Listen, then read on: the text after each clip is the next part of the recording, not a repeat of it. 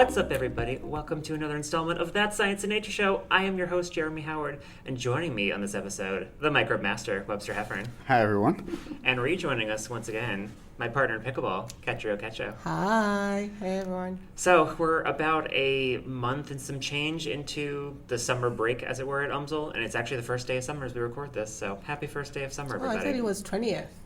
Today's the 20th. Yeah, Yes. we're getting close to the end of June. I don't know if you knew that. But yeah, this is the first of what I'm planning for 2 episodes this summer, not as many as last summer, I know. But I'm a little busier this summer. I'm working at the St. Louis Zoo for their summer camp program, Camp Pingazoo. It's a lot of fun. It is me just teaching kids about conservation of animals through like fun games and crafts. We're like sneaking in the education I there. went to that camp when I was a little kid, yes. Okay.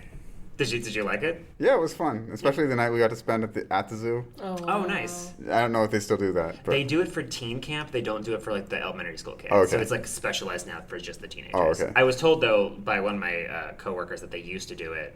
Like everybody was at the zoo and for that. So I was like, that's got to be a lot of work. So now it's just like one group of kids. But yeah, it's been a lot of fun. It's also weirdly like not like it's not as taxing as I thought it would be because we're just hanging out with kids and like there's a lot going on with like making sure they're okay. But I'm like, I can actually come back and just like sit at my computer for an hour or two and work on some dissertation research because it's like I'm outside walking around the zoo. It's hot. We're like, it's a very physical. So I'm like, yeah, I can go inside the air conditioned, building and work on my dissertation for like an hour or two. I'm not making so much progress, obviously, because I'm working full time, but it's a lot of fun. Nice. But how have you both been? How's your summer break going? It's going. I mean, I'm not on break. I've graduated. Yes. You're in the working world now. I'm in the working world, but I'm going to go back to school. So. Nice. Well, I'm trying to get ready for a conference later in the summer, July-ish. So I'm trying to get some stuff going, results replicated, things like that. Try to get make sure that what I'm saying is actually true and not like a luck thing that I did and I tested one off, and so trying to get that going, but also trying to enjoy the summer. I went to Branson the other day. Nice. Came back last night. It was very nice. Tried roller coasters for the first time. Oh, how was that? Not doing that again. Okay. That's what you say now. Yeah. No, I don't think I'll do it again. It's not. I don't like the feeling of roller coasters. So. Okay. Yeah, it's somewhat of an acquired taste. Yes. And there's like the old-fashioned ones where you go like in the wooden ones where you go slowly up the hill and then you go down, and then there's like the more modern metal ones where you strap it and they just rocket you out of the station. That's the one. Yeah. It was fun, but it's not something that I wanted to say, oh, okay, let's do this again. Yeah, some people are more adrenaline junkies. I like the old wooden ones. I'm not as hot on the metal ones. But we can talk more about that for Outside of Science and Data, the podcast. This episode I wanted to do is all about, if you're reading the title of the podcast, if you're playing this on Spotify or wherever, it's called The Anxious Generation. We're going to be doing a little sort of book club book discussion. So the biology department does as of like 2 years ago, I think, they do a book club for the summer. So they, vote on a book. I don't remember who votes on it. I think it's like the College of Arts and Sciences. Yeah. I don't actually think we get a say as grad students. But anyway, they voted on The Anxious Generation last summer, and then like the idea is everyone reads it at the end of the summer, right before the school year comes around. We all like sit down and like talk about the book and have a lunch and everything. And I was like, this book is really juicy. We should do a podcast episode on it. So I tried to do it like the end of last summer and squeeze it in. That didn't work. And then I was trying to do it over winter break, and that didn't work. So it got pushed to this summer, but that's okay. We're here now. Mm-hmm. We can talk all about it. So it's not really like a spoiler-tastic, plot-filled book. It's basically about this gentleman named Jonathan Haidt, who is presenting this problem that we have with the generations, or the people born after or on 1995 onwards. So pretty much Gen Z, and now bleeding into Gen Alpha. And he has a big problem with the smartphone usage, with how technology is kind of taken over and it's creating all this problem. So we're going to talk all about that. For our podcast today. So to kind of set the scene, like I mentioned, we have Jonathan Haidt. I believe he is a social psychologist is his role, and I don't remember what university he is working at, but I know he's a professor. And he wrote this book over many years. I know like he did a lot of writing for this over COVID. And like I mentioned, The Anxious Generation is kind of referring to Gen Z, as the title of the book would suggest. And it's how the idea that, or the big crux of the book is that children now are not really undergoing what he calls a play-based childhood. They are transitioning to what he's calling a phone-based childhood, where we're much more screen-based in society. We have a lot more like smartphones and tablets and TVs and everything, but children are being raised with a phone that they get really early on, and that is during sort of a critical development period, and that influences a bunch of other things about their development. And Haidt's argument is that it's basically making society really bad. It's pulling us downwards in a lot of negative ways. And the start of the book, he kind of gives this analogy of we're sending our kids to Mars. So the three of us are not parents, unless you two are holding out on some information for me. No. Nope, Okay. not sure. But he's saying, like, why would we send our kids off to Mars? It's unknown. We don't know what's going to happen. It's dangerous. He's making that parallel being, like, the smartphones and the screens are that same type of deal. Like, we're sending them off into this weird, uncharted territory, and we don't have any problem with it. But we should, and here's why, for A, B, and C reason. And the idea is, like, he wants us to bring our children back from Mars, as it were, with Gen Z being the focal point. But he talks about at the very end of the book that, like, this problem won't go away with Gen Z. Like, it will continue to bleed into Gen Alpha. And is Gen Beta after Gen Alpha? I don't actually know what comes next. I did not know I that. think yes, This it'll be is Gen news to me. Beta. Okay. Yeah, Okay. So what generation is now? Is Alpha? Alpha. Okay. Yeah, so, like, the next kid, like, the Gen Z is kind of entering, like, their late teens and 20s now. And then Gen okay. Alpha is kind of, like, the middle school, elementary school. So the kids I have at camp are, like, Gen Oh, Alpha. I see. Yeah. Interesting. I didn't know that. Yeah. So the three of us, if I'm not mistaken, are millennials, I I believe. think so, yeah. Yeah. Yeah, I'm at the beginning of the millennials. You guys are kind of the middle late millennials. I think I'm towards the end. Like, if the cutoff is 95 and I'm 93, I'm like towards the end of the millennials. So like I'm just missing the cutoff for like the Gen Z beginning or whatever, depending on how you slice it. But I've also seen ranges where like some people are like Gen Z starts from like 95 to 2000. I've seen other ones where it's like 98. It's like it's like basically the back half of the 90s is kind of where it starts. Anyway. But yeah, Haidt talks about the idea that our kids are on Mars and everything, and that we got to bring them back, and there's all these problems, and we're not going to go through all the major points overall. And Ketra and I, we read this book about a year ago when we did summer book club, and Webster you read over the past like month or so when I looked into you. Oh, wow, freshman. Yeah, so it's much fresher. Webster Yes. can catch me if I misspeak. But I just want to start out, like, what were our overall thoughts on the book? We'll get into the nitty-gritty of the specifics, but after you read this, like, what were your kind of overall impressions? Well, I like that there was some statistics to back up what we all feel about the effects of technology, and it wasn't like we were imagining it or being overly pessimistic about it. So that's one of my. Yeah, I was kind of blown away by the statistics. The number of figures that you showed where it's always like across the year 2012, there's this big shift, there's this big shift, there's this big shift. It's pretty consistent. And at first I was skeptical because a lot of the statistics are based on surveys. And I was like, maybe there was some kind of social awakening where now kids are suddenly being more honest about surveys. But when you add to that the suicide statistics, then it's like, oh, okay, this is a real phenomenon that's you can't just blow it off on some house. People are more awarely answering anonymous surveys. People are actually behaving differently. Yeah, and it's not like wavy. It's just goes. Yeah. It's very steady. And then there were other statistics about like the amount of time spent with friends per week where it was just very clear that there was a transition. Right. Yeah, what Webster is referring to for the listeners, because if you haven't read the book, that's okay. We'll kind of guide you through the main points. But the very first thing that happens is Haidt is like, you probably don't believe that what I'm saying, so let me spell it out for you piece by piece. And he brings a bunch of evidence in. He brings in, counterexamples that people would have. Oh, well, what about like climate change? There's all this fear around climate change. Gen Z is learning all about this, and there's this doom and gloom everywhere. He counters that. I don't remember exactly how he counters it, but he basically says like that wouldn't make sense based on this cutoff point. He talks about other things. Talks about like the economy crashing around the like late 2000s, like that being like, oh, the parents of Gen Z kids were struggling much more financially, and that would have bled down. There's lots of other things he spells out, and he pretty much disproves all of them through like showing here's the influx point, and here we factor in for these variables, et cetera, et cetera. The opening chapters depict this very well and have a lot of clear-cut graphs and figures to like show like, no, there's actual real data to show like it's the technology seems to be the tipping point for a lot of things. So on and so forth. But yeah, after he lays that groundwork, then he starts to go into children and their childhood with this idea of safetyism in the 90s. So before the smartphones even came about, because the smartphones weren't really till like the late 2000s, early 2010s, in terms of like initially when they came in the market, but everyone didn't have them until a few years later. I remember I got my first smartphone in the year 2000.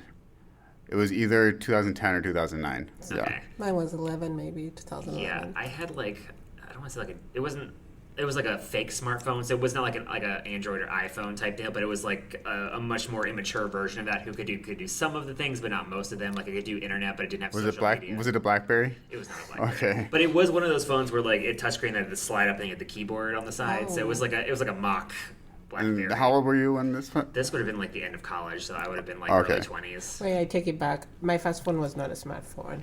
Yeah, my first like actual smartphone was until after I graduated college because my parents were not going to pay for that. Anyway, I'm digressing. So safetyism. You were safetyism. Thank you, Webster. In the 90s, Haidt talks about is there's been like with news media and everything, a lot of parents were seeing all the bad imagery of like, oh, if you let your children out and roam free and do things, there's all the kidnappers and the pedophiles and like, oh, look at all these bad things that are going to happen to your kids. So gradually over the years and decades, it was like, we have to bring our kids in. We can't let them outside. We can't, like, all this bad stuff's going to happen to them. So we got to bring them in. We got to make sure they're being watched. We got to know what they're doing every hour of the day. And this kind of just compounded over and over and over again.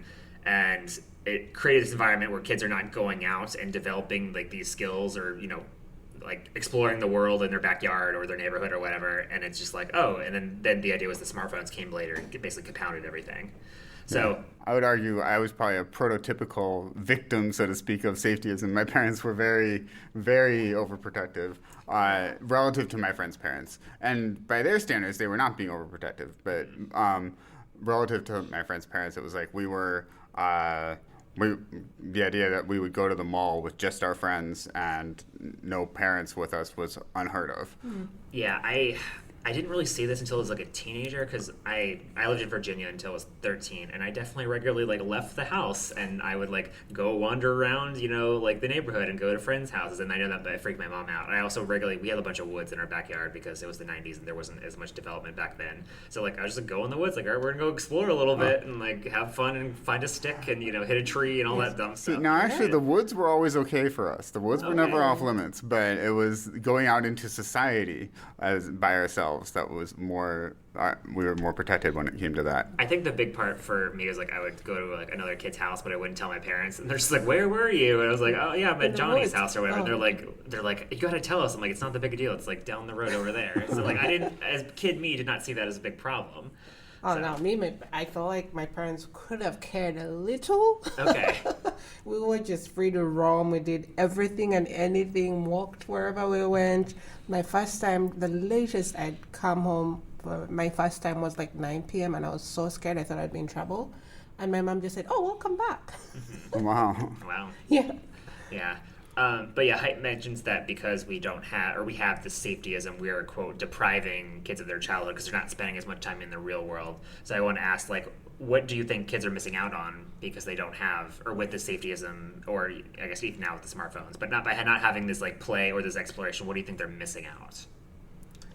Not to be like the next generation, it was better in my day. I'm trying not to do that on this podcast, but like in general, like, do you think they're missing out on stuff?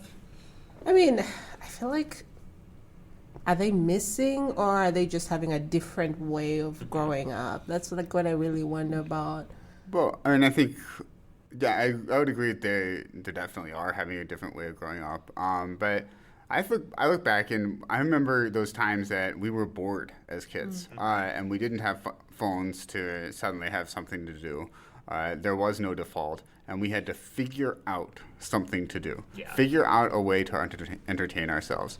Sometimes it would be like, okay, well, we're too big for these swing sets, but let's go see what kind of fun we can have being silly on them anyway. We're too big for this playground, but let's go see what kind of fun we can have on this playground anyway. Let's go... I mean, that's what just stands out in my mind right now because I remember I was always at extended day. I was I was held after school because my parents didn't get off work until late, and we had to figure out what to do with ourselves. And there wasn't always homework to do, or we might not want to do homework the whole time. Right, yeah. And so that was kind of an adventure, figuring out something to do just with the surroundings around you, no technology to help with it necessarily. And I think that adventure is lost on Gen Z and onwards. I wonder if there's like a way we could actually measure and see. I mean, besides what is given in the book as far as statistics of the effects, but if we were say more creative because we had to figure things out, and now people are less creative in that sense, but they are growing in other things. For example, tech savvy and figuring shortcuts out. More than figuring out how to have fun, they're figuring out what is more fun or what is the fastest, quickest, convenient. That's an interesting thought. Yeah, they might be figuring something else out that we wouldn't have access to figure out because we didn't have it. Yeah. Yeah. I think about that. It's like it's weird thinking about because our generation, like we're the last generation to remember what it was like before the internet. Because like we had a little bit of a childhood, and then the internet came on, and granted, it was like dial-up and AOL, and it was like the slowest thing ever. It's like I'm sure as an American Webster, you remember the classic "Get off the internet! I need to make a phone call." Which if you told someone today, they'd be like, "What are you talking about? You had to use the internet and phone separately." Yes, you did. You could not use them at the same time. Oh like, my gosh, I remember that. Yeah, I'm get off the internet. I'm supposed to be receiving a call. Yeah, exactly. That I remember having those. My mom saying that many times to me. So like that, it's weird to think about because in terms of like making up fun. Like no internet existed. Nothing like there was there were screens, but like TV was a much different place back then. So like you had to like make your own fun up, and it was just like it's hard to remember that time because now whenever I'm bored, it's like I'll pull out my phone, go look at my apps and stuff. So yeah, it's a different time. But I wanted to move into maybe talking about smartphones specifically and social media. So. Haidt mentions that when smartphones drop, we start to see like the decline, and social media causes its own problems, which we'll get into in a second. But I just want to talk about maybe in our experiences, like by having a smartphone, like how does that help us? Like what problems does that help fix in our daily lives, and what kind of problems does that kind of create for us? Well, having a built-in GPS map, I think that's the number one benefit of having a smartphone, as opposed to an ordinary cell phone. Right. I can navigate with it. Yeah. And Google anything. You can learn a lot more. Well, that's the internet, I suppose. Yeah. But I mean, I don't have to go to a library, right? I don't. Yeah, exactly. To find information. So information is on your fingertips when you need it. So that's pretty good. Yeah. Yeah. I admit sometimes I use the GPS too much. It's like I probably know how to go here, but let's turn on the GPS just in case I do that as well. Like, just to be safe, I just don't get lost and then turn the GPS on. So let's just have it on. Yeah. Exactly. Yeah. So that's problems it fixes, but what problems does it create for you? Social media, obviously, like it's just horribly addictive, and if you said something wrong, you now have to go correct yourself and make sure your reputation doesn't diverge for that point. And then your reputation is diverging for overcorrecting yourself. And then dependence on it as well, like just your perception of yourself, and I feel like. Because of social media, we're sensitive to how many likes I get if I post this. Oh, the dopamine hit, of course. I want my post to get more likes. Exactly. If I post it, I'm expecting likes. I don't want to see one like. I want to see at least 100. Right. But that's one of the things that I feel like. The other one, if I may add, is I don't know. You know how we used to do numbers, calculate by ourselves, figure out how, just small calculations, and now we had calculators, and then we ask ourselves how much of that has affected our brain capacity. I wonder about GPS as well, and just being able to learn the environment and appreciate, I don't know what effect exactly that is happening with our minds as far as learning how to navigate without that help. I can't figure out the effect, but I know that might be something that's... Yeah, because I like study spatial stuff with bumblebees, I think about this a little bit, because it's like the big thing is like landmarks. It's like a physical object you recognize, and like that means I'm here, right. And I'm so close to my house or the store or whatever. And when like we use the phone all the time, like you're not using that part of your brain to like learn about objects that tell you like I am here, I should go this way or whatever. So I don't know what part of the brain that affects, but I know like that has that effect where we're not using that part of the brain to like figure out like my position relative to this object that I recognize from memory. It's like, oh, what is the GPS says I have to go 500 more feet. Okay. Right. I wonder if you could use bees to figure that out, because they have a shorter lifespan, right? So if you took that out of their behavior, what would happen to those bees? That would be fun. That would be interesting. That'd be an interesting neurobiology thing.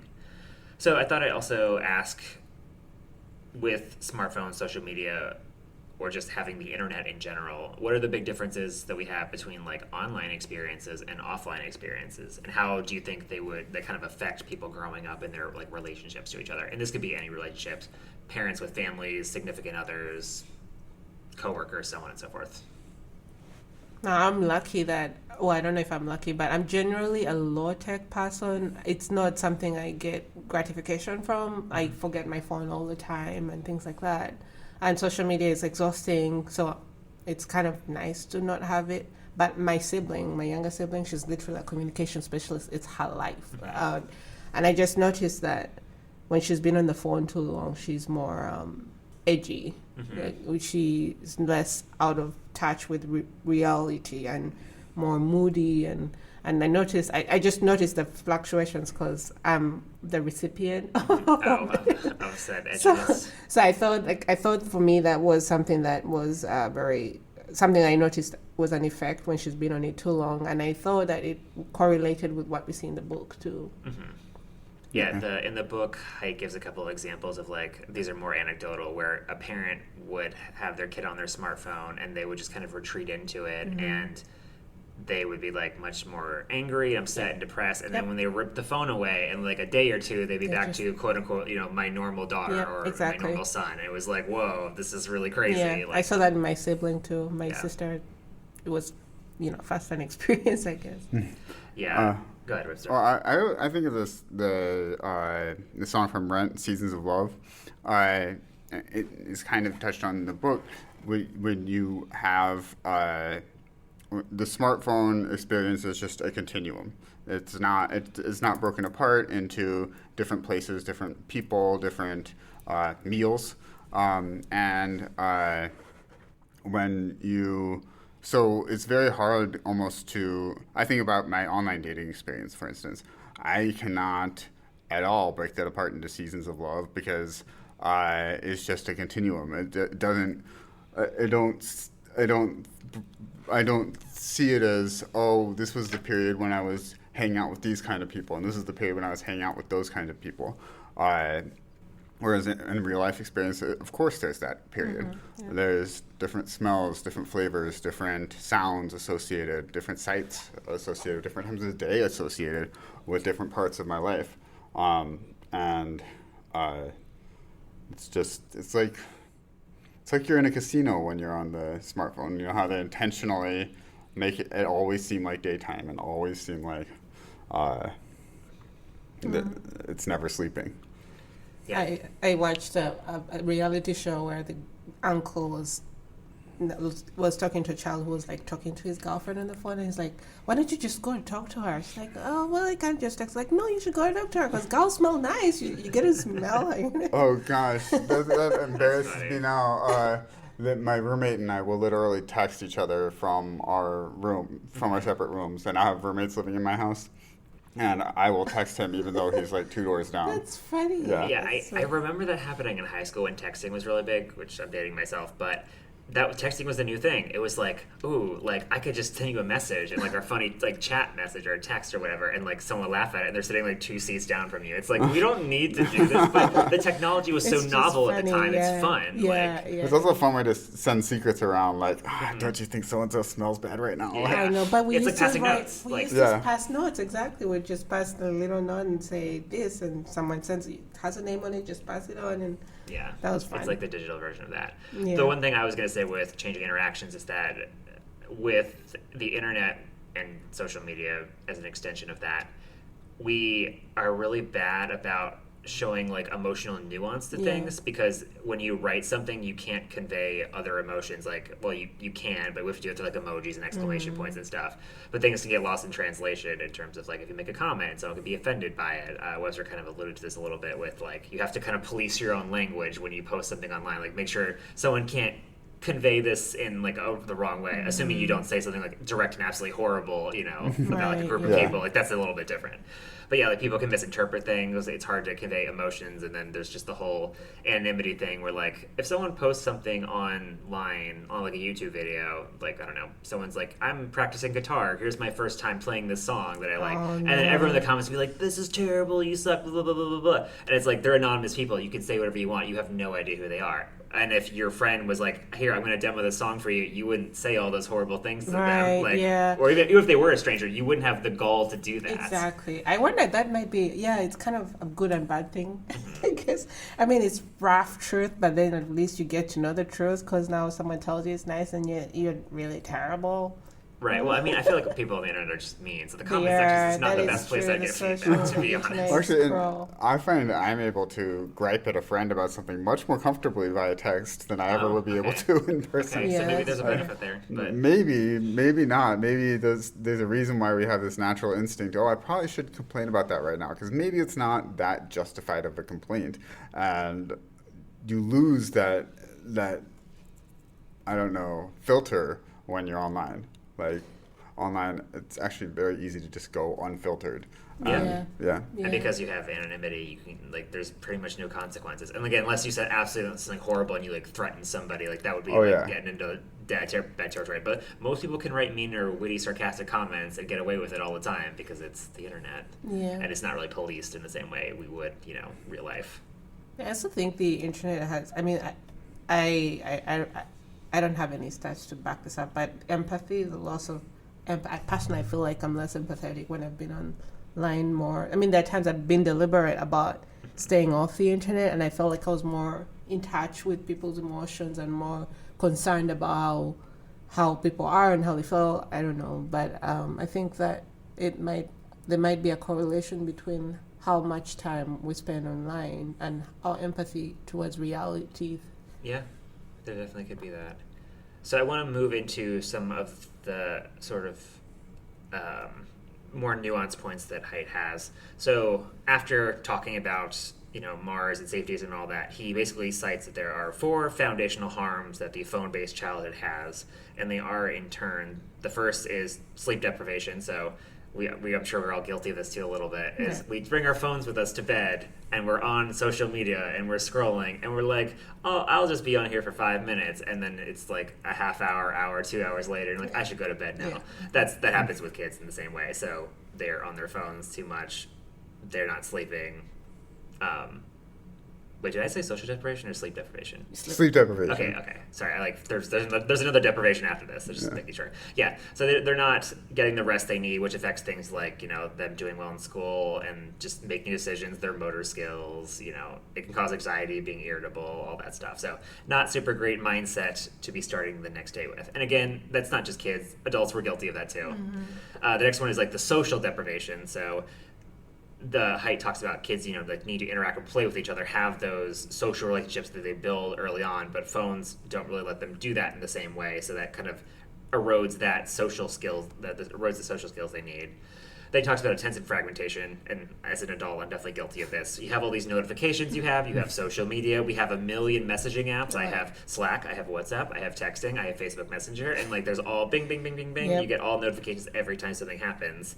So because children are bombarded with those, they can't focus on a single activity. And I would again apply that to adults as well for trying to get work done, and they're just much more sensitive to that stimuli. Mm-hmm. And the last thing Haidt talks about for foundational harms is that it's addicting.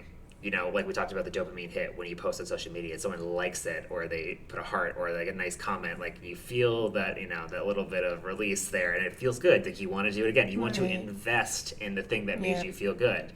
And because it made you feel good, you're going to keep doing it, and kids won't be able to get off the social media, their smartphones. Again, I would apply this to adults also. We fall into the same category. But the idea is that adults are developed and are fully developed so they can kind of break away from these things. And they're not as detrimental in the same exact way as they are for kids. Interesting, yeah. So those are the 4 foundational harms. Do we have thoughts on that, on those harms overall? Do you think one is more prevalent than the others? Your thoughts? Your thoughts? See, I always shy away from considering addiction out of principle as being a negative thing, but addiction can exacerbate the other harms. It's just a nuanced little point that, in theory, what's a good example of something that's addictive but not necessarily bad? A healthy fruit might be addictive, but if something is simultaneously bad for you and addictive, that's when you have the problem. Right. Yeah, I may have been in the show in a while, Webster. I actually did an episode on addiction like 2 or 3 episodes ago with people from the addiction science team. And one of the big things they mentioned with people who suffer from addiction is that the addiction is kind of replacing some key thing in their life that they need. So if they're not getting some need met, and that could be like, for example, like if they're homeless, like they don't have a house and they don't have that basic shelter and safety. So the addiction kind of is filling a void of like comfort for them. So that was really eye opening when I learned that. It's like I never thought about it like that. But that you're kind of right. Where like there are certain things that can be addicting, but they're not usually addicted to them per se. Interesting.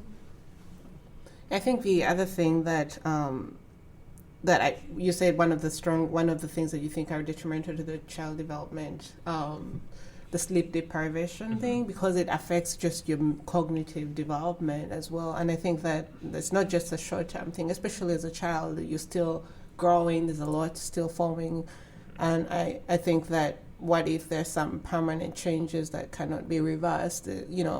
Autism, or I don't know, ADHD, or I mean maybe it's reversed. I don't know, but I just think that that's a very serious problem. I mean, depression, maybe you can fix it, but if someone's, especially as children, like, putting those boundaries, you can't have this until you're a certain age, because give yourself a chance to actually develop a personality, a character, a mind, and then you can make decisions on whether or not you want to spend time on social media or not, and things like that. Yeah, the social one is the one that kind of, from my perspective, or what I think is like probably the most damaging one, because it's just those social connections kind of mean everything as a kid. Like you have to develop, like you said, like your personality, like what you stand for, like who you're interested in, and that could be on just a friendship level, on a romantic, emotional level, like your career, like finding mentors, like all that stuff is really important when you're growing up. I mean, again, it's still important when you're an adult, but like, again, foundationally, you have to learn about how those things work for you. If you don't have them, because the phone is kind of filling them on a very shallow level. Like you have problems a lot later on. Yeah. So I want to move into next. Haidt talks about girls versus boys and how the smartphone, and by extension social media, kind of affects them differently. So for girls, he lists that there are 4 big things that social media and smartphones connected to that. There are 4 things that cause problems for girls, and it's for girls. He basically talks about it's a lot more. What's the word we're looking for? It's a lot more immediate and a lot more, I guess, sharp in terms of the effect. For boys, it's a little more subtle and nuanced, but it has like ripple effects for like much bigger problems. So the first thing he talks about is that the girls are affected a lot more by like visual social comparison and this idea of perfectionism. So, everyone posts their photos online, look at like how beautiful I am, or I got this degree, or whatever. And there's the classic thing of, this in grad school, compare and despair. You think this person is doing better than me, and thus I feel crappy about myself. And you do that enough times, and you get very depressed and sad. And, for these young women, they're growing up and they're seeing people who look perfect, and they're then comparing themselves to them or finding flaws in themselves, and that's, causing a bunch of problems that way. So that's like one of the bullet points he mentions. He talks about how girls' aggression is much more relational. So with boys, they're taught to be aggressive, but more in like a sports physicality way, like we're fighting on the playground, like we're kind of roughhousing, that kind of way. And then on girls, it's a little bit much more subtle, and they kind of, how do I want to say this? Boys are basically competing for power out in the open. Women are competing for power like behind the scenes. We have a great movie about this from the 2000s. It's called Mean Girls. How girls try to tear each other down. I have not seen it. You haven't seen Mean Girls? Oh man, I feel like I should, just to catch up with the social, because everyone refers to it as an example. I would say if you got time this weekend, watch Mean Girls. It's a good movie. But yeah, that movie is like a 2000s high school about a bunch of girls who basically try to tear each other apart, but they're very nice to each other face to face. But like behind the scenes, they talk about like in girl world, the fighting has to be sneaky. Is that passive aggressive? Is that a thing? Is that what it is? It is. Yeah, it is passive aggressive because they're kind of being nice, but it's much more subtle. But like it kind of ramps up. Like the girls do more aggressive things as the movie goes on. But the idea is out in the open. They're not saying I don't like you. Yeah. They're saying like we're best friends, but in the back they talk a bunch of like crap about them and then sabotage them. So it's like behind the scenes in that way. But the idea is that relational aggression is what Haidt's talking about to help like determine social status. So Haidt talks about girls are trying to hurt each other much more emotionally than physically, and then he talks about cyberbullying. So that's like a big problem that's come out over the years. Next, Haidt mentions that girls are much more open to sharing their emotions and their disorders. So they see that emotions are like contagious. So if someone shares about like their depression online, that can affect other people to feel the same. So in behavioral, or in this cognition class I took with Dr. Dunlap like a few years ago, we talked about like social contagions, how like when somebody does something that's very like poignant, you use that as an example, and then you also do it or you kind of mimic it. That's kind of what's happening here, but on an emotional level. And then the last one that he talks about for women is that the girls are more subjected to like predation harassment. So kind of like the sneakiness, but also that can be from like, you know, men preying upon women on the internet. So like kind of that gross, disgusting behavior, but they are subjected to that, unfortunately. And then I'll get their boys, and then we'll kind of talk about our thoughts on this. So boys are a little bit different in that like it doesn't immediately impact them. It's that Haidt talks about boys falling into what he calls digital pits. So the two things he talks about are video games and pornography. So the idea being that like boys, like video games can be kind of addictive. Not necessarily think they're addicted to it, but in some ways the much more modern games Haidt talks about can be more addictive. And they use that like for all of their fun and free time, so then they're not socializing, they're not sleeping, they're not engaging with their people. And then pornography is kind of filling the sexual satisfaction role, so they're not learning about relationships and meeting the needs that way. So basically, with those two things, they're not being productive members of society, or they're not becoming productive members of society, and they're not engaging in romantic relationships. So they're slowly sort of retreating away. So they're not like necessarily immediately having these issues of like depression and comparative despair, but they're like slowly receding. And I'm sure you've heard about this in the news at some point, like the male loneliness epidemic. It's kind of like that kind of stems from this. So like they're not engaging in the world in the same way, and that's causing a lot of problems. So I'm just curious about your thoughts, like on how social media and the smartphones are affecting boys versus girls, or just anything in general in that. I think it's interesting that this is the comparison being drawn, because I find in the gay world, at least, we almost be acting like girls, because we tend to respond to social media in many of the ways that he describes as specific to women, with the exception of the predation vulnerability. Like we are backhanded. We are very intimidated more immediately intimidated by others' physical appearance on social media. It's like, oh crap, that person looks so pretty and they're getting all these likes. Quick, let me take a good selfie and do it myself. Slapping filters on everything. But like I said, the only exception would be the predation. We're not subject to that. But we are out there engaging in romantic relationships. We're not necessarily suffering from the same sort of male loneliness that. So I just found that to be an interesting comparison that didn't really come up in here, but just I know my personal response to social media, and I look at the people I know, their responses to social media. We're all more on what he would describe as the female side. I will say, the one thing is, I do think that boys do fall a little bit into the compare and despair with social media. The big thing is like fitness influencers. So we have like the whole, I think it's called body dysmorphia, where people like see like really in shape people online, and they're like, I don't look like that. I feel less good about myself. I do think men fall into that category sometimes, but I don't think it's to the same level as women, or at least based on what Haidt describes. I do think that still exists though, because men then see that as their role models of like, I'm supposed to be this physically fit, and what does that say about me? Like, et cetera, et cetera. That's one thing I would say that like boys do fall into that compare despair a little bit as well. Yeah, I think girls are very like susceptible to comparing with themselves with each other. There is that envy that's it's just, I think it's just inbuilt. Just even before social media, I think social media just amplified it, because now you're seeing all of it at once, and it's being defined based on how many likes you get and how more of an influential person someone is over the other. So I think that in a way social media just amplified what we already had and made it a monster, so to speak. Yeah, that's a good way to put it. Yeah. And I for boys, I guess, I mean, I didn't grow up around video games, and I grew up in a family that's predominantly girls, so I didn't see people go down that route so much as far as boys is concerned. But I moving to this country, so I'm from Uganda, so I feel like I interacted more with boys now, and I've noticed this heavy video game culture that I like, why are people so fascinated by that? And just more and I like to see, it's kind of funny because at the end of the summer everyone's tanned, and then when I see someone pale, I was like, video game. But yeah, it's just the one pushback I do have with this is like, so I actually do play a lot of games. I don't think I'm as pale as You don't tan for sure. Yeah, it's a little different.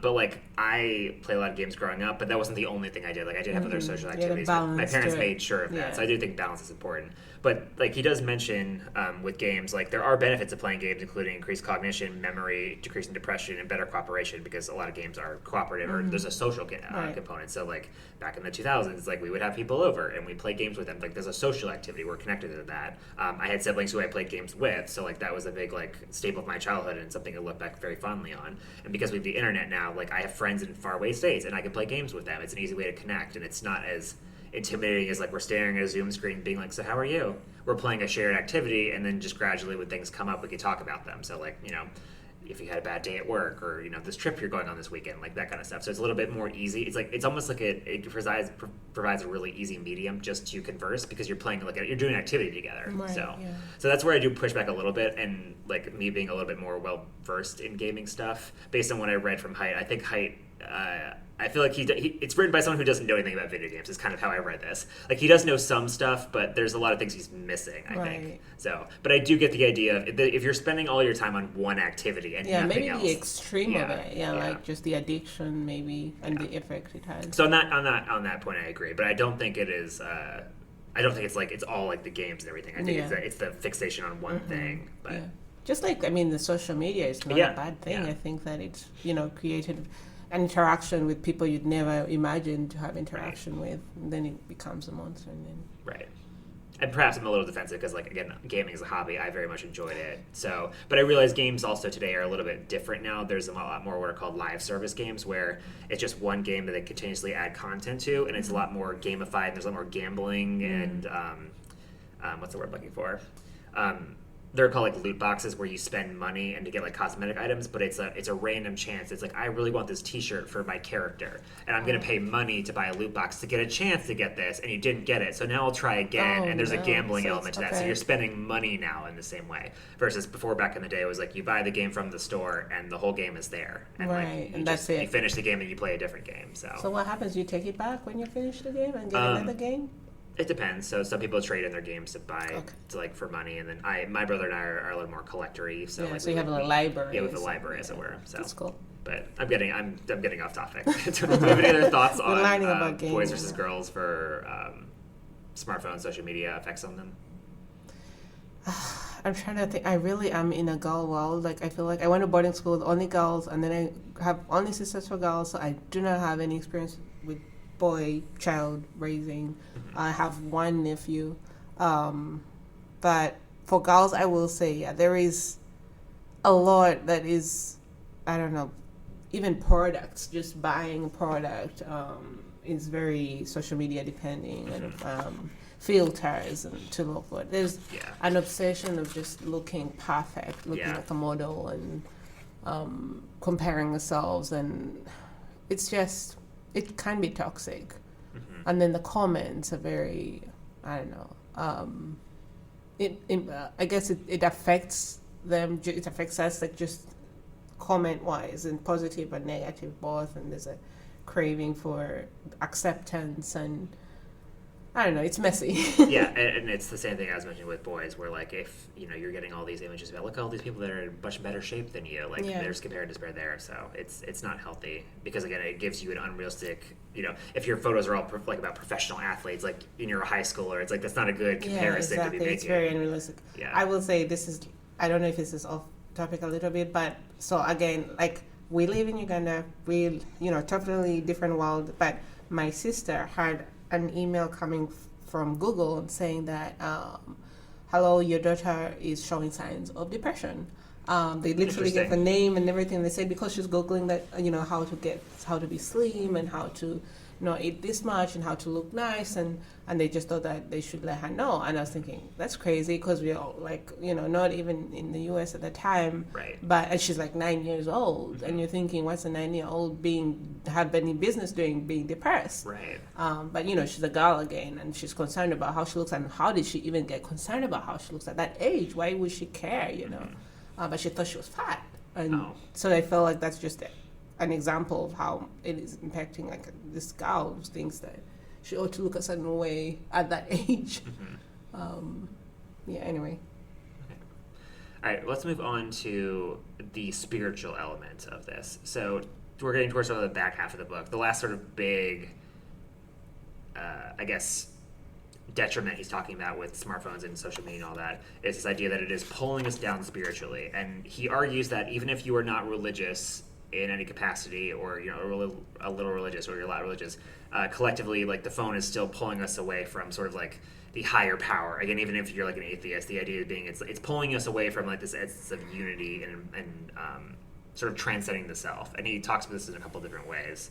So he mentions that with phone and spirituality, there's like, we have this as human beings, just in general living on Earth, we have this sense of shared sacredness. So the phones kind of have a lot more like profane things that we're exposed to in the compare and despair, or just like that kind of content, and it's, we're sucked in our own world, and we're not really pursuing collective interests. We're all about me. What can the phone show me that I want to see, what I want to do, what I want, versus like doing something collectively with society. So that's sort of that shared sacredness he mentions. Kind of like community. Yeah, like an element of community. Like that's a fellowship of some kind. That's a good way to put it. He talks about like embodiment. So a lot of these community activities, and he mentions the word ritual, which is a little more spiritual again. But there's a level of physicality. You have to be present in the moment. It is therapeutic to be out there and to be on the phone, for sure. I think I agree with that. Like, you just kind of feel like a sense of wholeness. Just getting out, and like in festivals, I love festivals. Yeah, like festivals it's just nice. it's just so feel good. Everyone's in a good mood. Everyone's dressed up. Everyone's smiling, and it's just nice, Yeah, he mentions like an example of ritual is like sharing a meal with somebody. So like family dinner, you have friends over, that kind of thing. Like, there's a togetherness there. Yeah. Like, I'm going over to a friend's house for a small like pre-Pride party on this coming Monday, and I'm so excited for it because it's been so long since I actually did something with a small group of friends. Yeah, it's so nice. I love it. Yeah. The next thing he mentions in relation to the spirituality element is the stillness, silence, and focus. So you're on your phone, you're constantly needing to be entertained, and you're getting the dopamine hits and all that. But a lot of spiritual stuff relies you to sit with yourself, to be still, to not be distracted by things, and to just be there, even if it is deal with yourself. Be with your own thoughts, even if it's uncomfortable. Just being there and being like, I am here in the moment. And like the example he gives is like meditation. So like, you really have to be with yourself. And again, the phone is a constant distraction. This is not just a children thing. As adults, I think we easily fall into this as well. Then he talks about transcending the self. So like these spiritual moments he mentions, lead to things like experiencing awe, experiencing like a sense of moral beauty and togetherness. And again, you are a part of something bigger. You're not just focused on the self and looking inward. You're looking outward. Again, like Ketra mentioned, community is a huge part of that. And next he mentions with the phones, or with the sense of spirituality, we're slower to anger or quicker to forgive. So obviously, we're human beings. We have our biases, and we have judged people, even if we won't say it out loud. We have thought about it. And by getting to know people, having community, we learn about each other, we learn about new perspectives. That judgment kind of dissolves away, and we're not getting as upset about things. We understand different perspectives, and if someone wrongs us, we can see their point of view and forgive them more easily. The phone is very much subjective of because of the algorithm. It shows you a certain viewpoint that you want to see, political leaning, philosophy of life, what have you. So like, it's going to send you things that make you feel angry, and you're going to be bombarded with that material over and over and over. You've probably heard the term rage bait, which is like when Instagram or Facebook or any social media sends you something that like they know will get you upset, and people, depending on who you are, may get upset more easily or not. But like, video content is designed to give you to give you like a quick reaction, and like, so you want to type a comment, and then it will show you more stuff. Because I was going to ask why. Because you'll get a comment, and then like that will feed into the algorithm, so they give you more content. Like, it's designed that way. That's too. crazy. Yeah, That's it feeds off your anger and your conflict. That's kind of the principle of social media. So mean. And the last one he talks about is finding awe in nature. So like, when we go outside and we experience literally nature and being outside, it's like a really important role of just like mental health and just experiencing like our connection to nature, because even though we live inside, we are still living human animals, and we do need to go out and experience nature. It is part of our like natural history to do that. We often think that like nature is over here and we're over here in civilization, but in reality, like there's still nature. It's who we are. Yeah.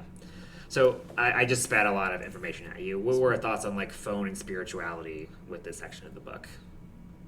Yeah, I think phones are plastic. Like, it's just unreal. It's an unreal world, and it's easy to get addicted by it. Because we are natural human beings, and we interact most with nature, like just people and things that we see outside.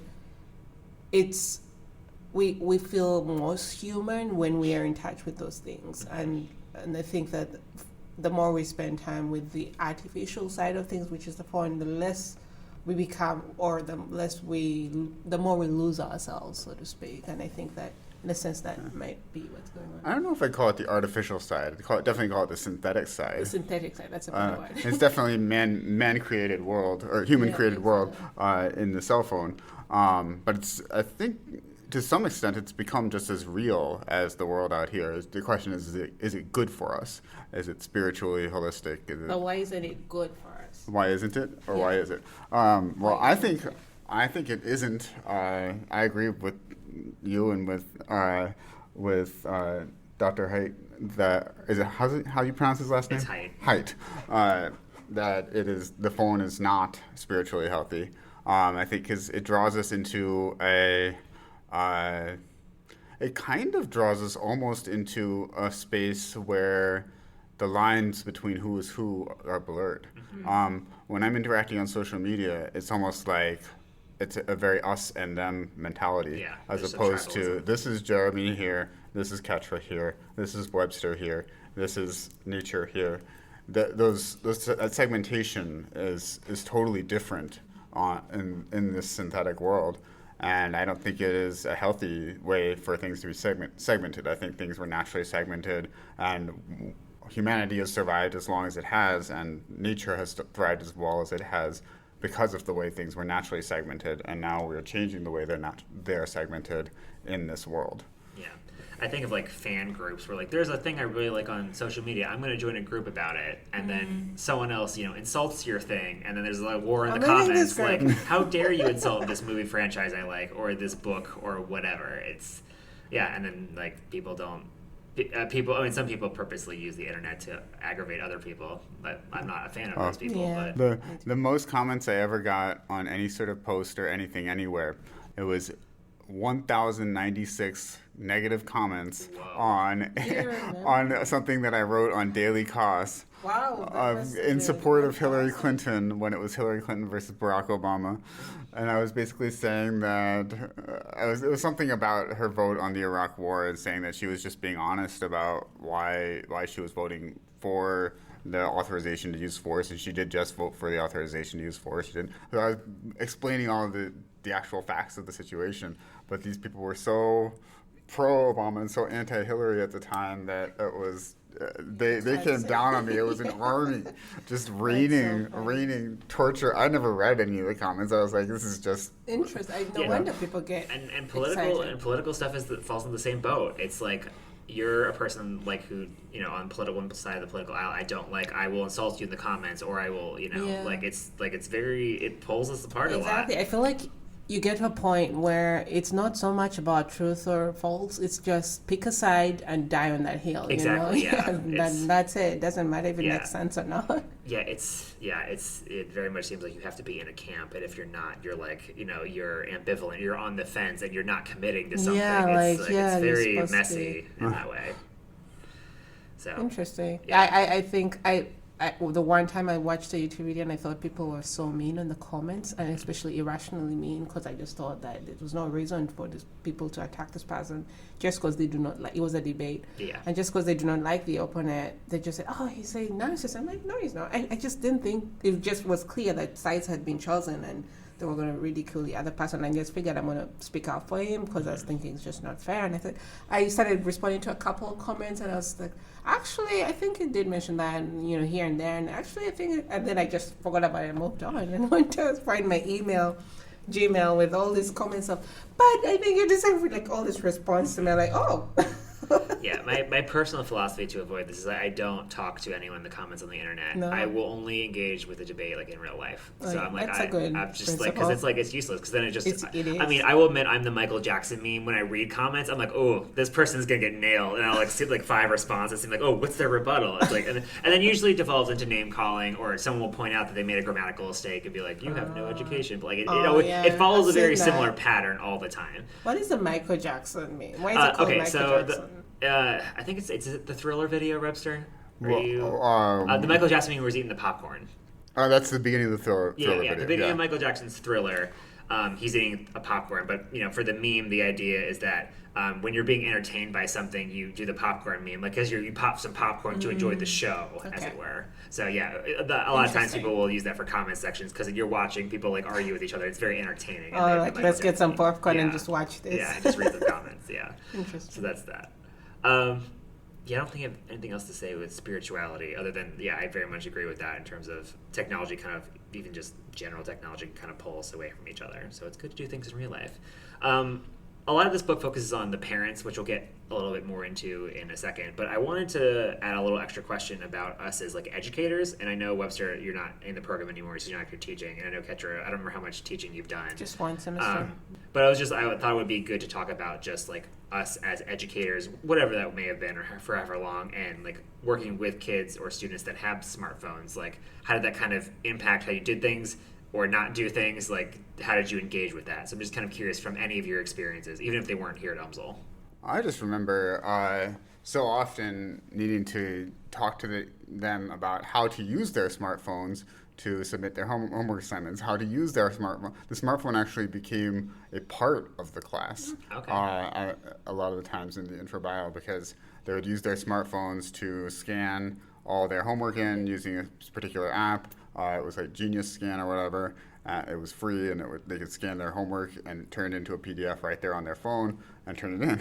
So I remember the smartphone actually became a positive device in terms of helping them get their homework submitted in an appropriate way into the necessary online format, even though they had completed it by pen and pencil. Mm-hmm.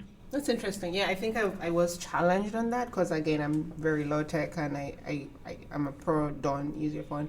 But I think that sometime a professor did tell me that, it can be good, right? You can use it as a tool to get stuff done, especially if you're not able to make it in person or you can't, use a tangible, whatever it is.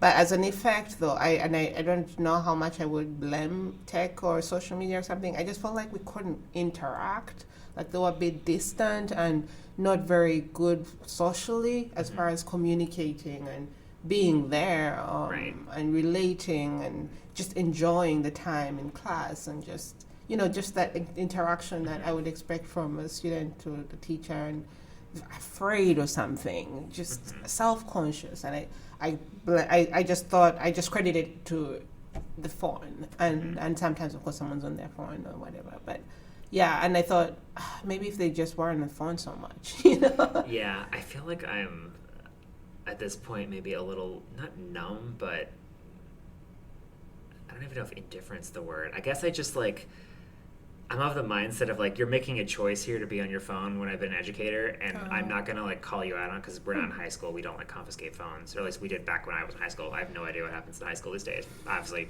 been out of high school for many years, and I don't teach it. I don't teach high school. I've only taught undergraduate stuff, and at a community college. But yeah, when people just do that, I'm just like you're purposely making a choice to ignore me for your phone. And I know the phone could be addicting, but like you could just turn it off and put it away. And obviously you have to sit there with the awkwardness of like I am my own thoughts and I have to pay attention. But I mean, you kind of have to pay attention to do well. I will never forget. I taught at a community college in 2019, this was a few years ago, right before I came here to UMSL, and I had a student who sat in the back, and this is intro bio class, and was on his phone the entire time. And I'm of the mindset of like, if you're making the active choice to ignore me, I'm not gonna baby you. You're an adult. You paid for this class, and you came here of your volition.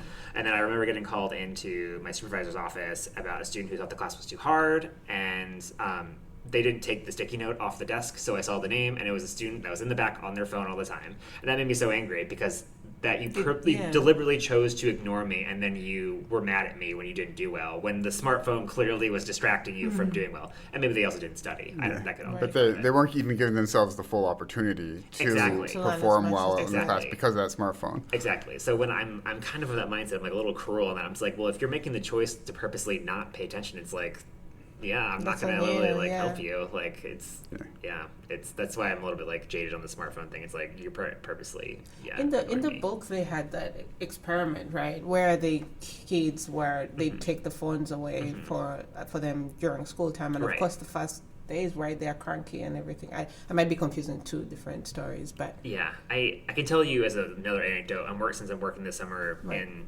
for the zoo camp, the kids can't have their phones. It's night and day difference. They're there, they're engaged, they're having fun, and they're elementary school age, so they're not really on like social media anyway, or they shouldn't be, my personal opinion. But like it's like night and day difference. Like, and I know this is not a class for a grade we're doing activities. They're socializing, and these are strangers that over the course of the week become friends through camp, and then they want their phone numbers when they leave camp because they like made camp buddies, which is like, that hits me right here in the heart.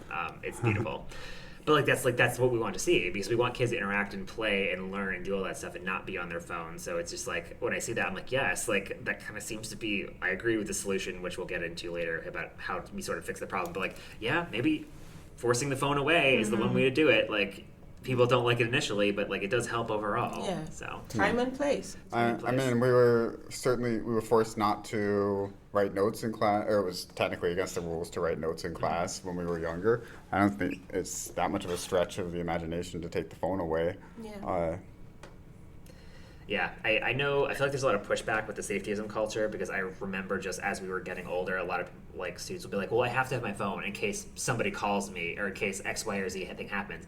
And my thought is like, well, weren't we doing this for decades before that? And I get like if you have like my mom's about to go into surgery, you'd want to know when she's out of surgery. There's like special circumstances, but I feel like that's a slippery slope, that everyone will give an excuse of why I have to have my phone on me for something that could happen. So that's maybe part of our over reliance on technology. And I'm not saying like you shouldn't be connected or be able to call your loved ones or check in, but if you're coming to class, then you think you're assuming you have an hour of the time that you can do stuff, right? And then you don't have to have your phone for an hour. Yeah. So things to think about. All right, so we talked about pretty much all the problems, and again, none of us are parents, so it's harder to weigh in on that. But I want to get into the back of the end of the book, when Haidt talks about like suggestions for helping children have a better childhood, and he gives four, and they are the four suggestions he has for like a better, healthy childhood, kind of getting our kids back to the play-based childhood, not the screen or smartphone-based childhood. The first is that no kid should have smartphones before age 14. So I don't know, I'm assuming that probably also applies to like iPads and stuff. The second one is no social media before age 16.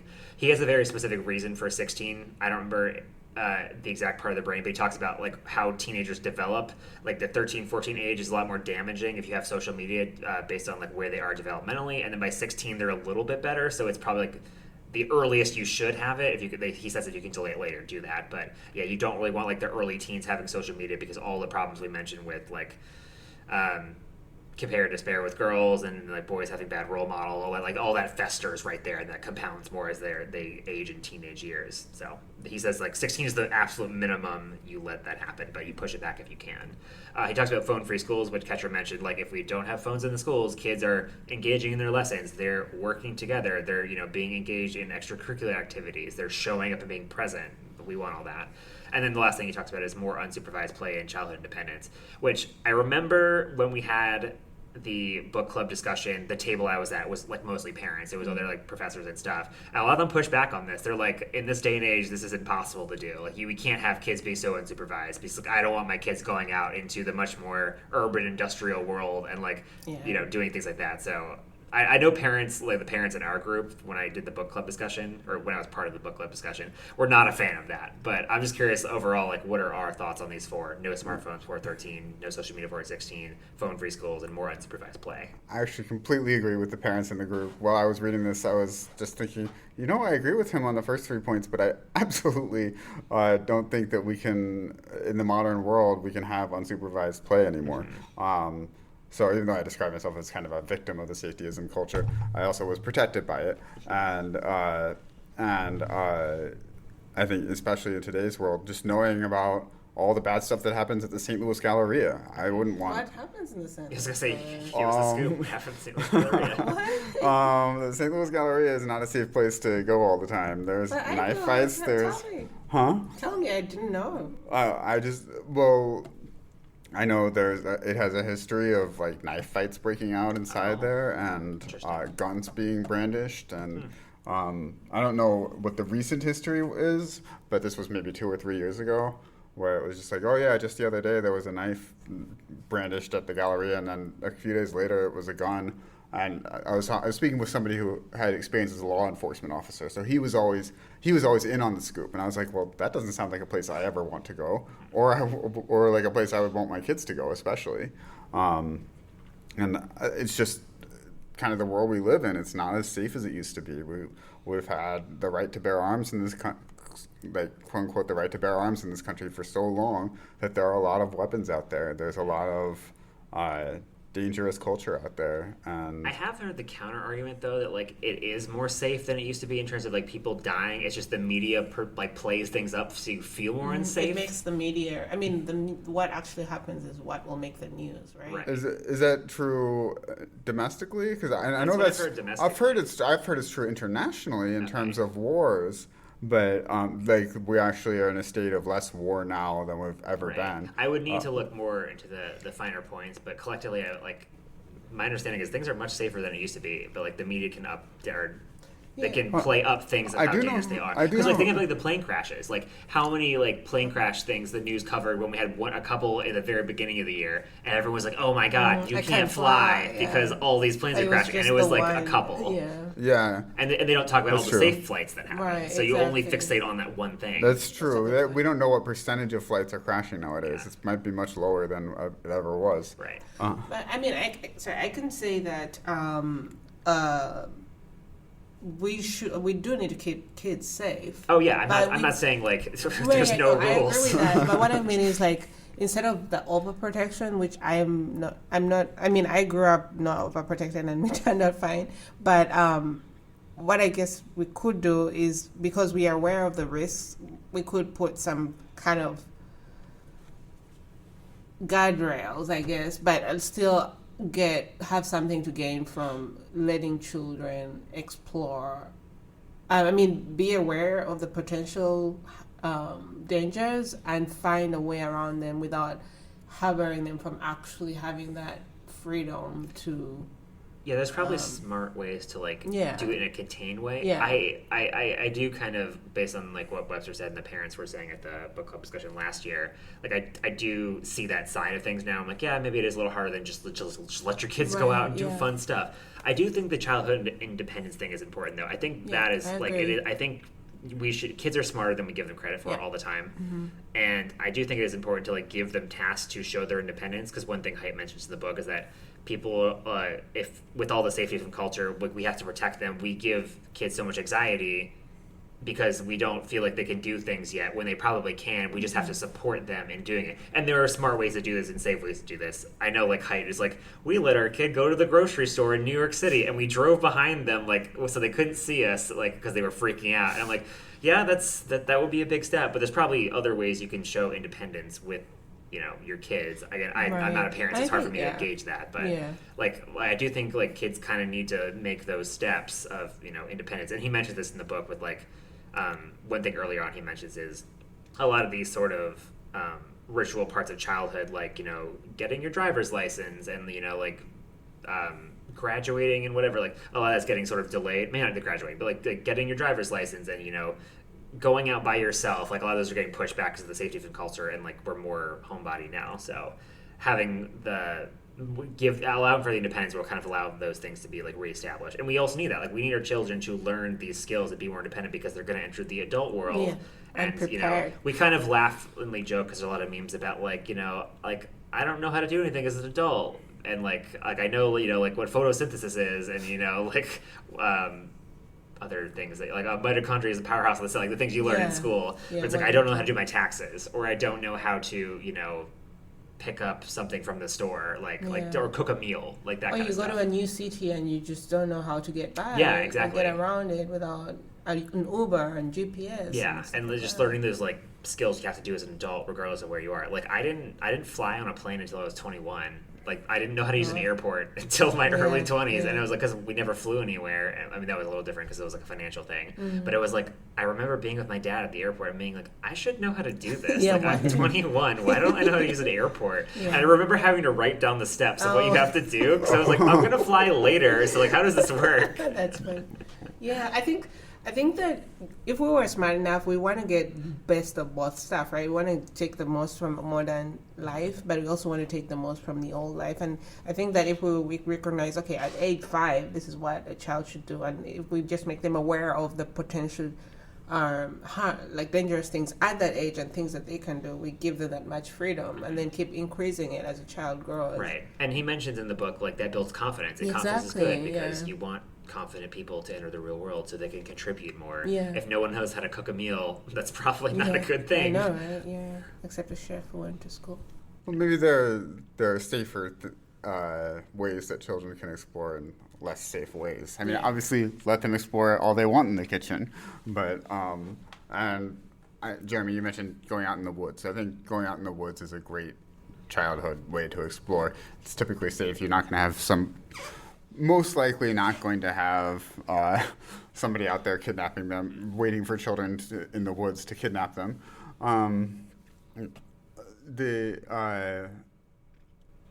I think one thing that is missing in a lot of urban areas is just that wilderness, the safe wilderness. Right. That's not, that where it's just a group of kids and they're just exploring that as opposed to exploring something. Because I don't know if there's necessarily how much evolution has happened since before we had cities to now.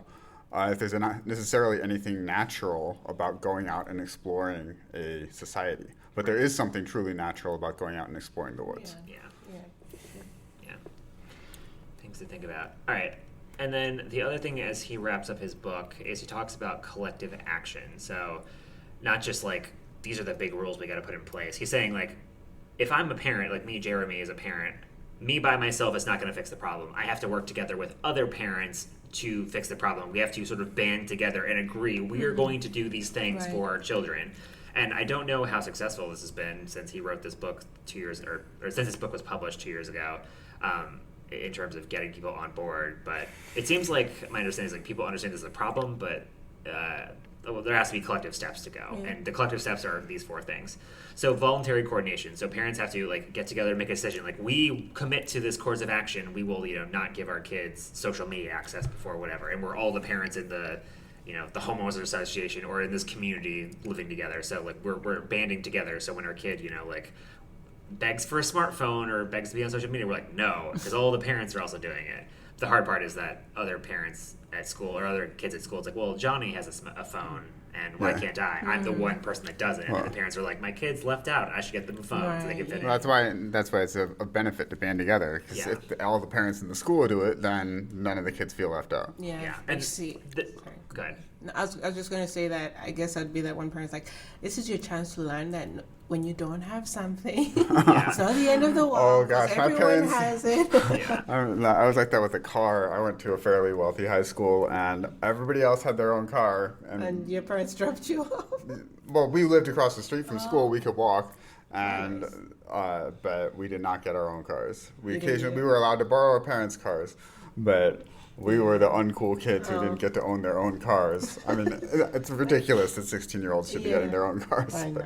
Yeah. The next thing is social norms and moralization. So this goes more into the idea of like the unsupervised play and independence of children, but he talks about communities seeing individuals and sort of judging them with the example being like you're the parents of a 9-year-old letting them walk around for themselves. Everyone's like, how could you let your kid be by themselves? Oh my goodness, you're a terrible parent, etc., etc. This is probably the hardest uphill battle that I think you'd have to fight with this because again, like we kind of talked about, it's a little harder today, or from our viewpoints, it's a little harder today to implement this idea or walk back the safetyism because of how like urban and developed. There's just so many more people around, et cetera, et cetera. So that's a little harder. But the idea is like if you see a kid walking by himself, you're not immediately like he must be lost or abandoned or what. Like maybe they're fine. Like I think I don't remember if he writes this in the book or I read this somewhere else, but like you can like put like a sign on your kid and be like, I am not lost. I am doing an errand for mom and dad or whatever. So like they know like the kid is at the store by themselves. It's okay. We don't have to call the police or child services. Take a big sign on your kid's back. I am not lost. I mean, the child would not let that happen. Yeah, I was gonna say that. I'm sure that they would not be a fan of that. They'd be a little embarrassed. But if, in terms of not getting like child services called, I do understand where he's coming from. Yeah. Next one is technological solutions, which is more about like having age verification for social media as opposed to just like your kid can easily lie and be like, when were you born? I am 25 when your kid's like 14 or whatever.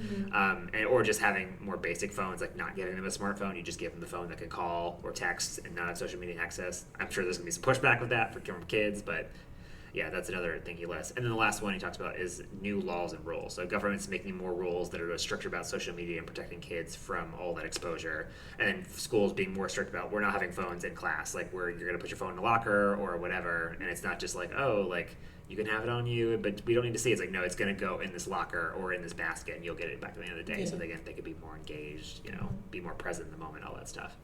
So what are thoughts on the collective action stuff? The four I listed: voluntary coordination, changing social norms, technological solutions, and changing laws and rules.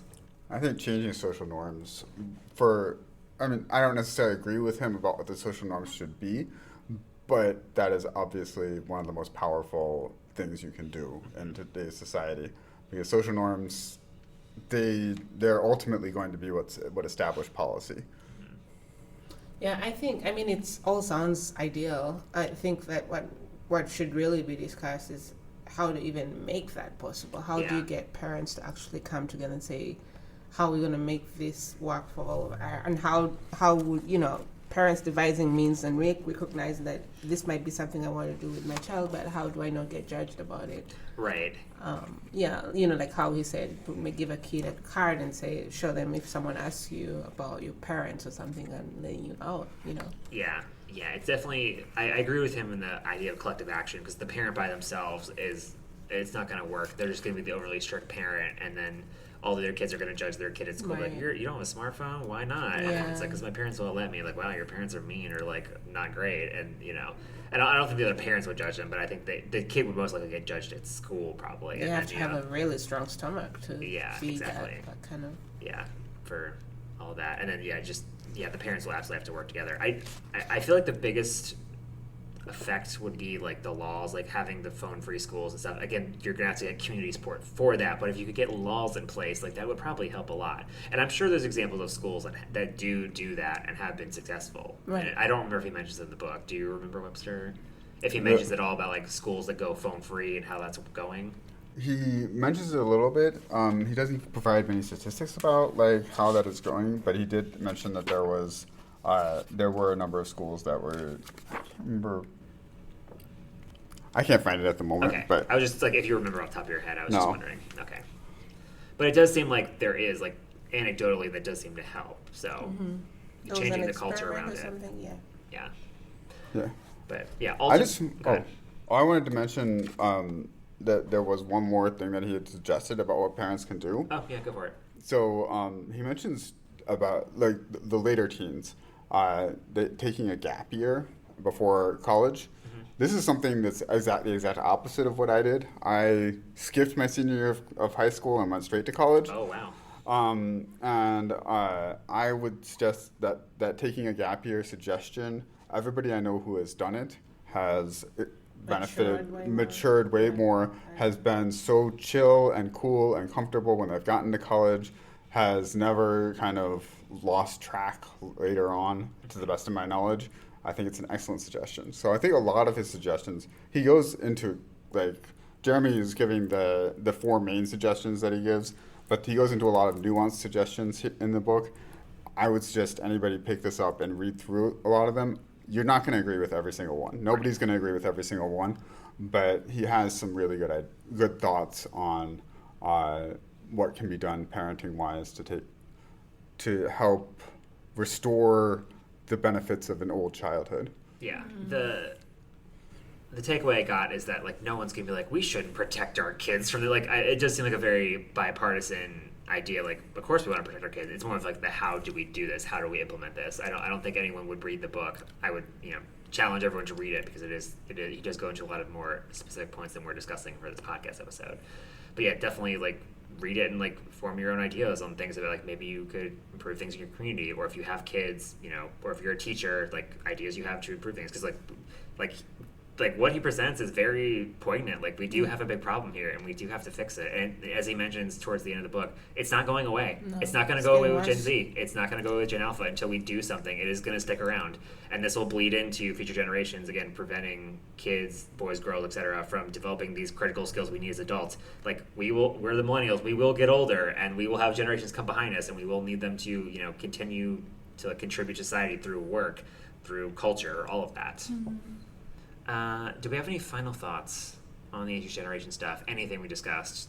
Suggestions, the problems, your overall thoughts on the book? I thought it was interesting how many celebrities this book reached. Bill Gates reviewed this. Oh, I didn't know that. And like if you look up reviews of the book online, you just see that so many big names are taking notice of what this guy has to say. Mm-hmm. And so I wouldn't be surprised if this were...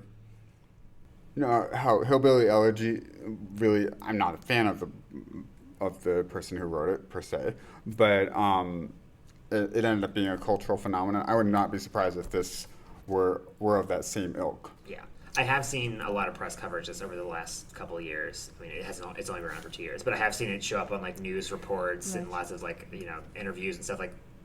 He's got a really strong case. Yeah. I think it's a good thing because this was a real problem, and I keep thinking if this is the generation, what's the world going to look like when they're like 50? Because these are the people who are going to be running all these things going on. They're going to be the leaders. They're going to be the inventors, and how is their development right now going to impact the way things are going to be running then, and so it's nice that the book is here now, and if it can be helped, and it's nice that big names are seeing it, because hopefully it will impact how policies are changed in schools and things like that. We'll see. Yeah, we will see. Any final thoughts, Webster, besides celebrities? I guess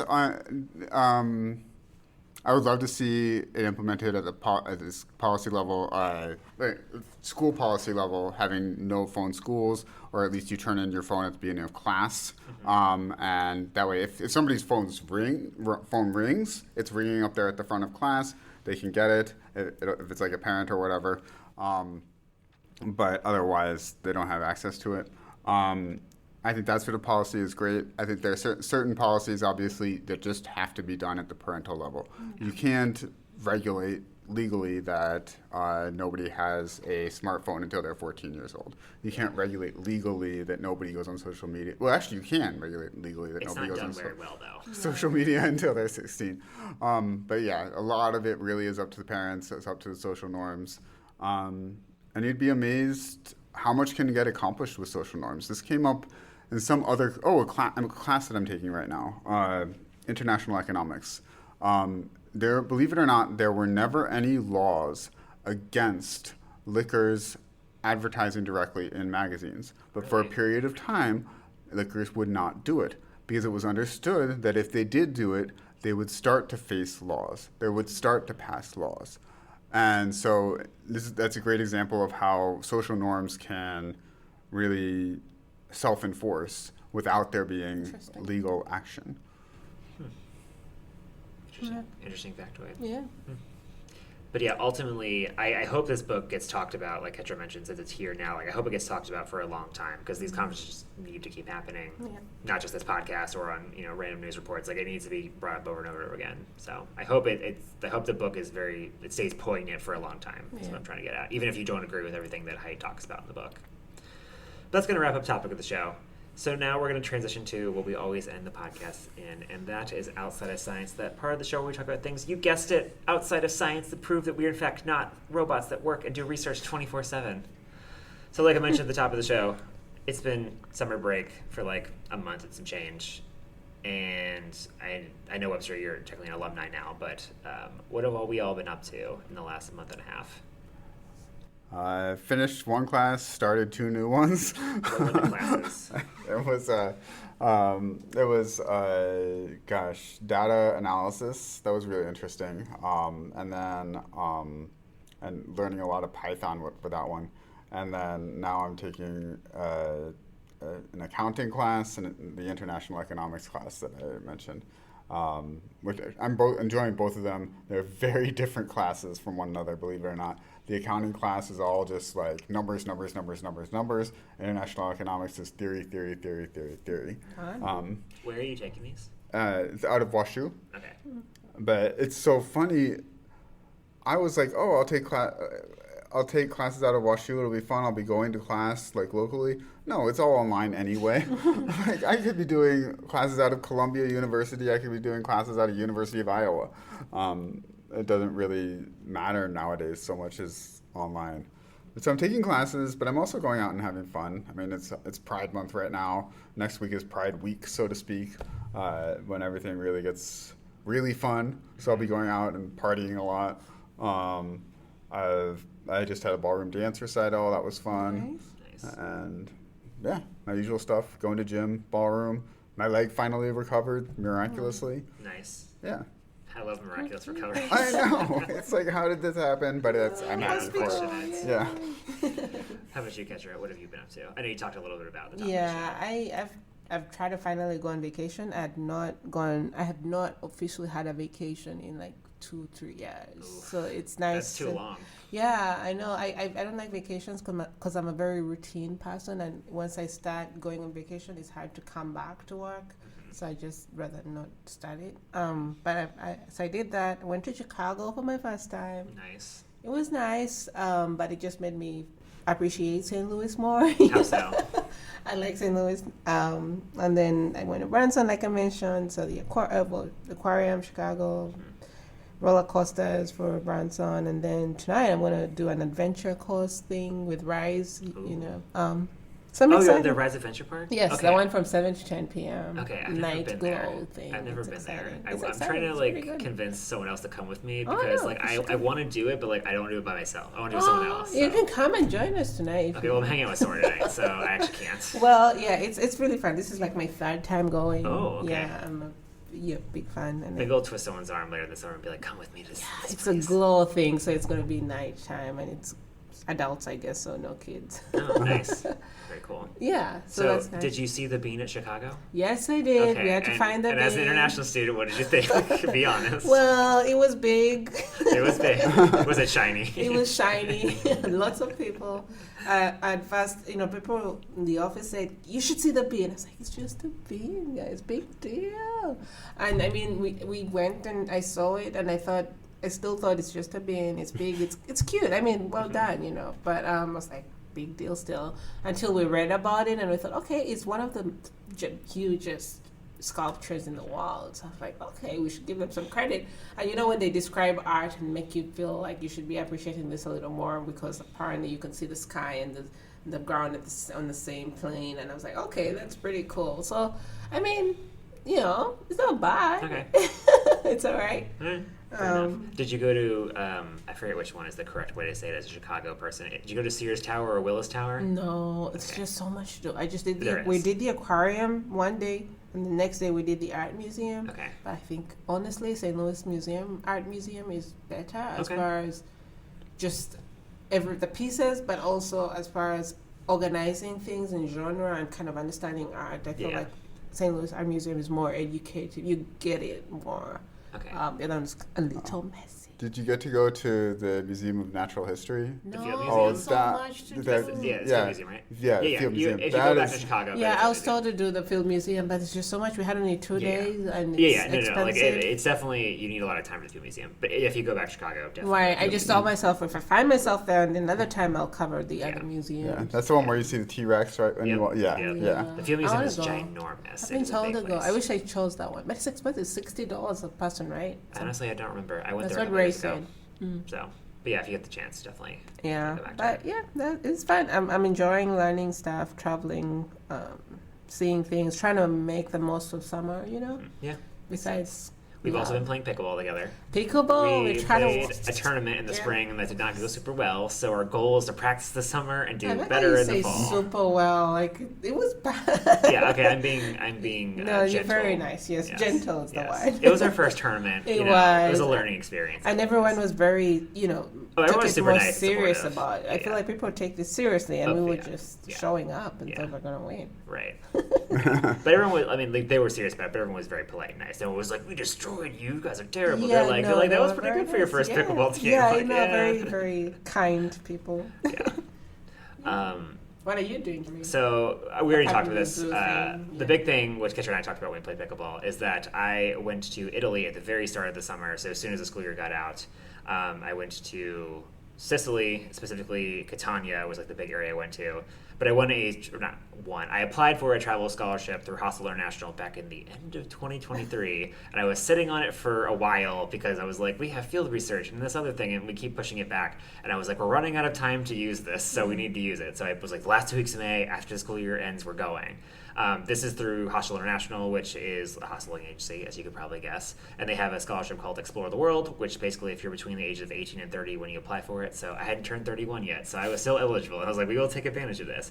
And, you don't make a lot of money, which was easy because I have a student and I don't make a lot of money. Right. And you don't have a lot of international experience. You can basically apply and be like, I want to go to this country in this city for either this, educational reason or for this service reason. You'll get something out of the trip, basically. And I applied for it and I got it. So I got to go to Sicily and experience all that. I basically framed it as a conservation trip. So learn more about nature conservation from another country. And let me tell you, it was so great, guys. Definitely go to Italy. It's an absolutely gorgeous country. Yeah. People are so nice there. The food is absolutely The food is amazing. The Yeah. food is amazing. I was super grateful. So I was sort of did in 3 parts. So the first part of the trip, I went to the Aeolian Islands, which is north of Sicily. I went to 2 of the 7. Some of the most gorgeous islands I've ever seen. If I could retire there, I would absolutely go there. You look Crystal happy, clear, yeah, I mean, crystal obviously. clear water, gorgeous nature. Biked and hiked around a bunch of the islands. Then I went to Catania, which is the major city. Did some exploring, and I got to meet with a friend who's currently serving in the Air Force over in Italy. I hadn't seen him in 7 years, pre-COVID. So we had dinner one night, and that was really nice to see him. So if you're listening to this, Ethan, hey, and thank you for your service. It was really good to see you. And then the last 2 days, I went back to Rome because I flew into and out of Rome, so I wanted to see Rome. So I did all the touristy Yeah, I cliche remember you stuff, said of the that. Colosseum and the Oh, Trevi yeah, Fountain do and all it. that. But I had such a good time. I really did not want to come back. Oh my God. Not a mean-spirited way, No, but it but was that means so you really nice. enjoyed it. And I stepped But away. the weather. What about the weather? Oh, Was the it- weather was in the 60s and 70s. Oh, It was okay. really nice for Fahrenheit. Yeah, right, right. But it was really nice. Nice. I did not want to come back. I wanted to anyway. find out. I was considering Italy for a postdoc or something, but Oh, okay. I wanted the biotech, funding and how is it good? Is that a good program? What's going into? I was considering that. Okay. So Yeah, I'm that sure. I don't know anything about. But yeah, I'll give a little plug. So yeah, if you're interested, it is called the Explore the World Scholarship through Hostel International. Again, you have to be between 18 and 30. Not really have a lot of international travel experience. So if you've been, I was told if you've been abroad once or twice, it's fine. But if you've been abroad a bunch, you shouldn't apply for this. They also have a subcategory of first passport. So if you've never been abroad, there's a subcategory for that, and they'll actually give you extra money Wow. if it's your first time to help pay for the passport and all that. And then again, you have to have some sort of educational or service component too that you want to get out of it. For me, it wasn't really to research; it was just really to I want to get this experience. So the application I think is in October, and then you have until November or Thanksgiving to apply for it, and they tell you at the end of the calendar year or early the following calendar year. So they also have the Explore America, which is if you're I don't want to go abroad, I don't have a lot of U.S. experience. You can go to another city and then you can explore a city and kind of do it on a smaller scale. Vegas. See, if you want to go to Las Vegas, that could do that. But yeah, I just want to give a plug for that because I was extremely grateful for the opportunities, and it was a fantastic experience and organization. Oh, also you have to stay in a hostel as part of it. You have to stay in a hostel. You have to stay for at least I think it's 2 or 3 nights. I forget which, but it makes sense. It's it's a hosteling agency, Right. so you kind of promoting hosteling. It's kind of like taking a class. But yeah, I just wanted to plug that because it was such a great experience, and I want to have other people apply for it because I had such a good time. And the rest of the summer, I've just been trying to hang out with people and do social do things you? when I'm not at work for 40 hours a week and trying to do research in between. So That's crazy. that's been that. But yeah, it's I'm still enjoying it being summer. I'm having a good time. It just began. Oh, well, you mean the break, summer break. Yeah, we're like a month in, so we still have like 2-ish months until the school year rolls back around. But I'm gonna try to hang out with people and do as many fun things as I can when I'm not working or doing research. Right. But yeah, that's what I've been doing. Any last things as we wrap up the show? Anything you want to plug? I don't know. Let's see.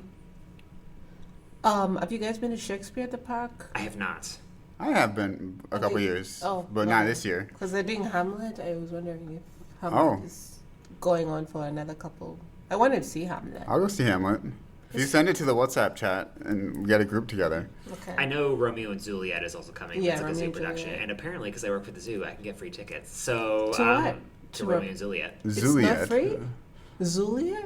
Yeah, like Oh, I Juliet, didn't know but that. zoo. Oh, I didn't know that. Yeah, Is it's, that it's not free. You use to pay for wow. tickets because it's different. It's different than Shakespeare in the Park. Oh, It's like a okay. separate event. Oh, nice. But yeah, I found I can get free tickets, so Wow. How I'm many gonna schedule free some. I tickets can have do you 10, is what I was told by Oh. my supervisor. Please give But me it has to be like the first 2 weeks, I think, of the show. Like we can't go whenever. Like we have to like pick a date and be like, this is the date we're going. Oh. Well, if you think of someone, can I please come? If Yeah, you totally. Thank you. I got if I can get 10 tickets, then yeah, Yay. definitely. I will definitely have whoever wants to come.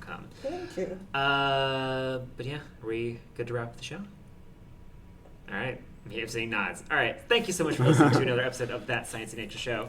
Remember, you can find past episodes of this show wherever you get your podcasts. I'd like to thank Ketra and Webster for joining me for this episode to talk all about the anxious generation and provide their insights. This was It a was a great pleasure. hour and a half of podcasting with you both. Until the next summer special, which will be probably July or early August, I haven't figured that out yet. You've been listening to That Science and Nature Show. My name is Jeremy Howard, and we are out.